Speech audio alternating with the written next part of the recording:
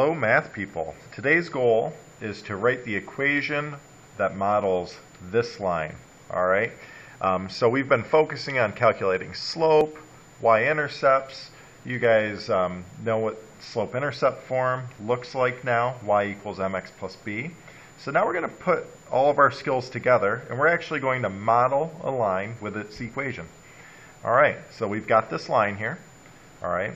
The first thing that should pop out to you guys is that it's a negative slope. It falls from left to right. Whatever we're modeling here is decreasing. Alright. You should also notice that it passes through the y-axis at -5. Alright.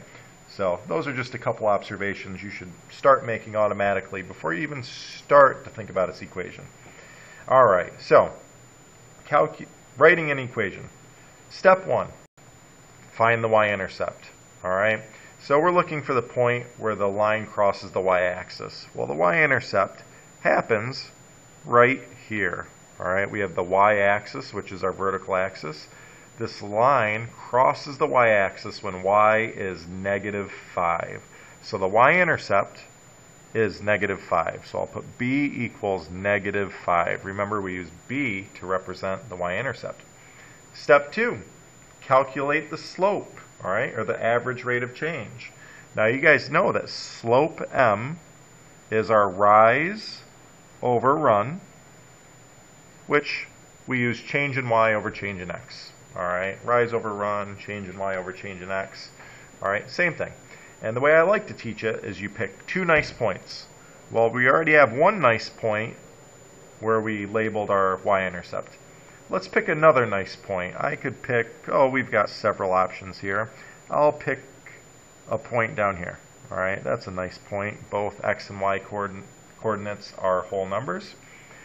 Now we're going to draw a right triangle. Alright, so for this right triangle, the left leg is going to represent our rise, where we're actually going down.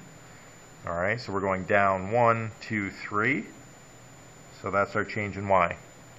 Then we have to go right, 1, 2, 3. That's our change in x, or our run. Alright, so I like to put +3 there. So I basically just label these line segments that make up that triangle. These line segments that I just drew, remember, they represent our changes. The up and down line is our change in y. Well, we went down 3, so it's -3. The horizontal line segment is our change in x. We had to go right 3, so that's a +3. Alright, so our slope, change in y over change in x, would be -3 over +3. And we should simplify slopes. -3 over 3, that's the same as saying -1. Alright, so we have our slope, we have our y-intercept. Now the final step is to substitute. Alright, we know the equation for any line can be modeled by y equals mx plus b. This is slope-intercept form. Alright, now all we're going to do is we're going to replace m and b with their actual values. So the equation of this line is y equals -1x, I'm not going to put the 1, I'm just going to say -x, plus -5. Alright, so that's the equation that models this particular line. Remember, a plus negative is the same as saying minus. So you might also see this line written as y equals -x minus 5.